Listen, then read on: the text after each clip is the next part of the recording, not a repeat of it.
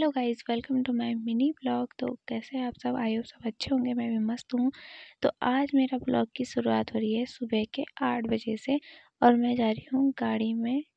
तो मैं जा रही हूँ आज अपने मायके और मेरा फ़ोन नहीं हिल रहा, ये हिल रही है गाड़ी। वो क्यों हिल रही है? क्योंकि ये रोड ऐसी ऊबड़ खाबड़ है कि कोई भी इंसान हिल जाएगा इसमें।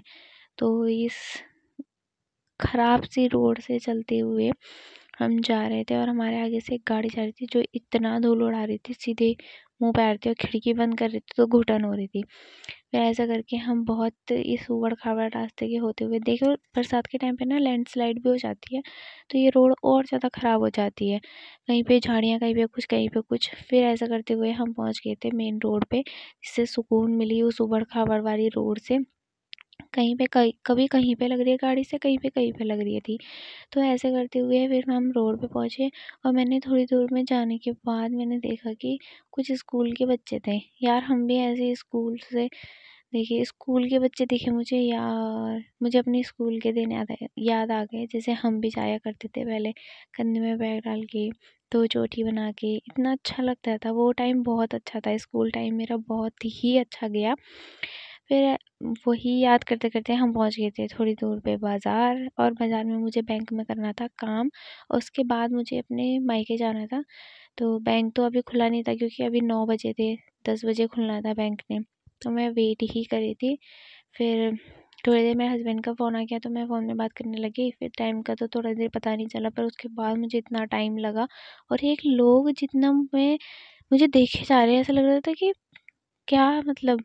और उसके बाद मैं बस से गई, फिर मैं पापा की दुकान पे रुक गई। फिर क्योंकि आजकल हमारे यहाँ पहाड़ में ना बाघ का बहुत डर लगा हुआ है, तो अकेले नहीं जा सकती। तो मैंने पापा को बोला, पापा चलो घर, मुझे भूख भी लगी है।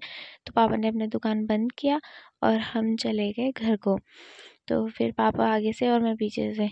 तो फिर पापा के हाथ में डंडा देख रहे हो तो ये इसीलिए है कि रास्ते में कुछ दिखे तो डर ना लगे, जिससे ना हम अपनी सेफ्टी के लिए कुछ तो रख सकते थे। फिर आगे चलने के बाद हमारे यहाँ का प्रसिद्ध मंदिर आता है लघु केदार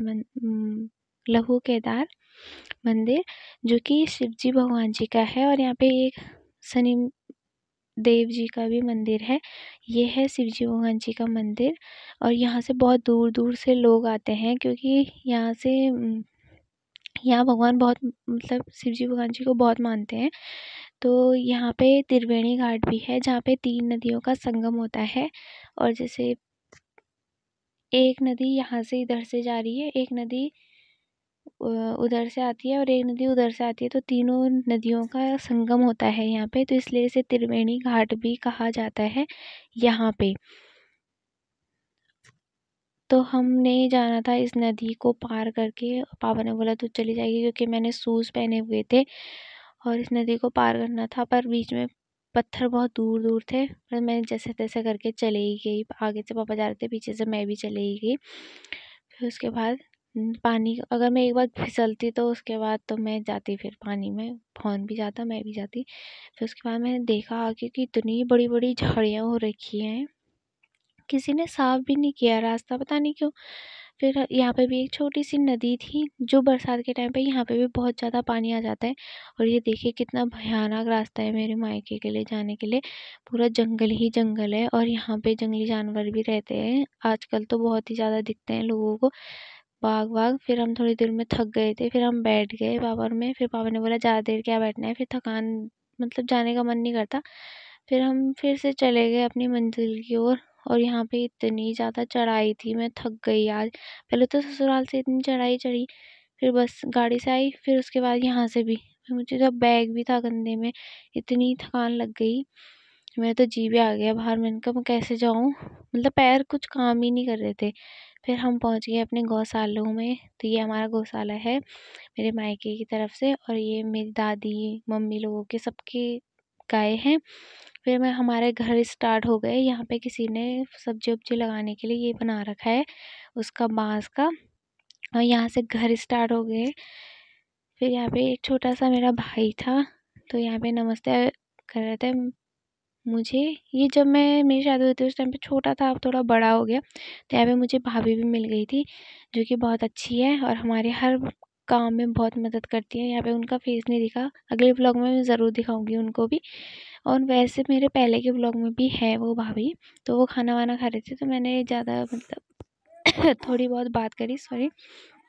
फिर यहाँ पे मुझे एक दादी भी मिली। मुझे बहुत खुशी हुई कि मुझे आज बहुत सारे लोग रास्ते में ही मिल गए थे, क्योंकि कई बार ऐसा होता है मैं मायके आती हूँ और कोई कोई लोग कामों में रह जाते हैं, तो ऐसे मिलते ही नहीं है लोग। फिर उसके बाद में यहाँ पे मुझे ये दादी भी मिल गई, थोड़ी दूर आगे जाने पे मुझे दूसरी दादी भी मिल गई। तो मैंने कहा चलो आज तो मुझे सारे लोग रास्ते में ही मिल गए। और सबको पता खुशी होती है, जैसे गांव में किसी की भी बेटी आती है ना, तो सारे पूरे गांव को खुशी होती है कि हाँ हमारे गांव में बेटी आ रखी करके ना, तो बहुत ज़्यादा खुश होते हैं सभी लोग, मतलब ना। तो अच्छा लगता है फिर, मतलब लोगों को देख के कब से लोग पूछ ही रहे थे नीलू नहीं आई, मतलब ना। तो इसलिए तो यहाँ पे मुझे एक भाभी मिल गई, भाभी बहुत अच्छी है। तो फिर उसके बाद भाभी लोग खाना खाने की तैयारी कर रहे थे, तो फिर मम्मी को मैंने बोला ही था कि खाना बना देना, तो मुझे भी भूख लग रही थी, तो फिर मैं चली गई घर को।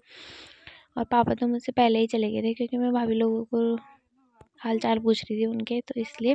तो यहाँ से स्टार्ट होता है हमारा, मतलब मेरा मायके वाला घर। और इधर हमारे ये कमरे हैं, और मैं मम्मी मम्मी नीचे ही थी कमरे में, खाना बना रही थी, तो मैं देख रही थी मम्मी क्या कर रही है। तो छौके की आवाज़ आ रही थी, मैंने कहा मम्मी क्या बना रही है, तो मम्मी बना रही थी हरी सब्जी, जो हमारे खेत की अपनी खेत की है। मम्मी यहाँ पे सब्जी बना रही थी, और मम्मी ने उधर कढ़ी बनाई हुई थी।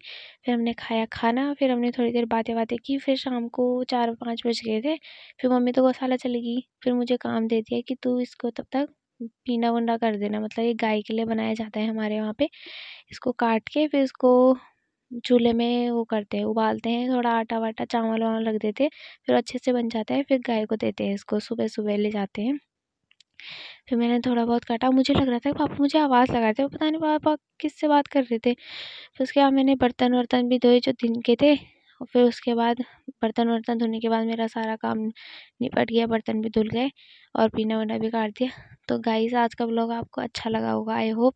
तो कल से मैं नए नए ब्लॉग बनाऊंगी, अपने मायके में आ चुकी हूँ मैं, तो तब तक के लिए टाटा बाय बाय सी।